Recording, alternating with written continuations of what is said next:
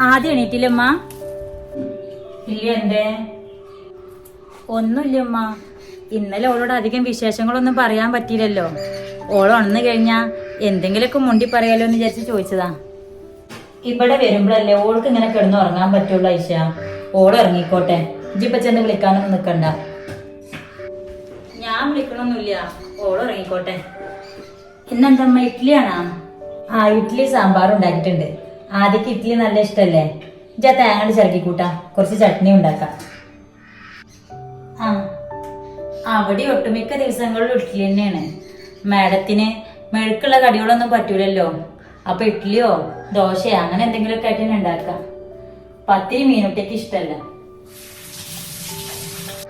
അല്ല ഐഷ, ഇജിപ്പ അങ്ങോട്ട് നാട്ടിലേക്ക് പോകുന്ന നേരത്ത് ഓലിഞ്ഞ് ജോലിക്കാളെ വേറെ ആരെങ്കിലും